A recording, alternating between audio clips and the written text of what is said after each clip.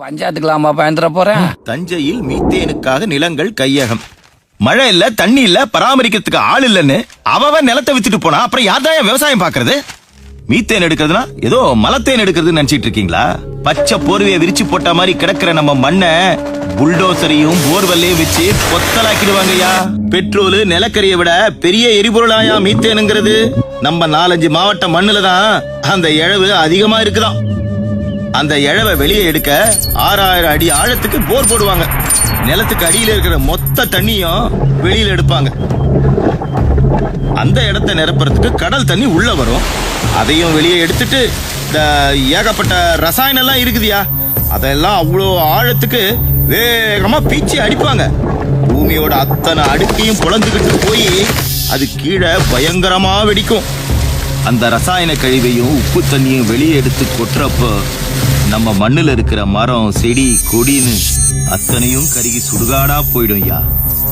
பூமியோட அடுக்கெல்லாம் செதஞ்சு போய் நாம பெருமையா நினைக்கிற பாரம்பரிய கோயில்லாம் சுக்குநூறா நொறுங்கி போயிடும். ஊருக்கே சோறு போடுற நம்ம மண்ணு உப்பளமா மாறி போயிடும்.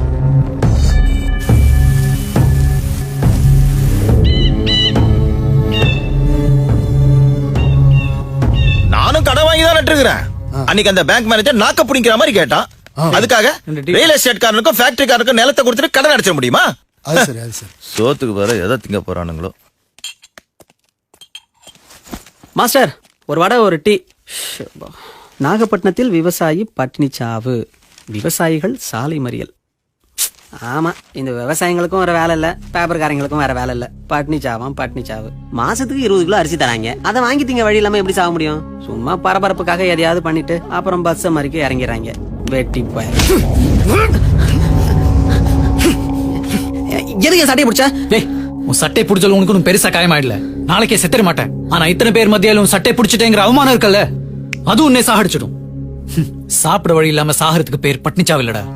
4 பேருக்கு சாப்பாடு போட வழி இல்லாம போச்சேன்னு நினைச்சு சாவுறோம் பாரு, அதான் பட்னிச்சாவு. எங்க சாவுக்கெல்லாம் நீங்க பெரிதாப்பட வேணாம், ஆனா பழிச்சு பேசாம இருங்கடா, அது போதும்.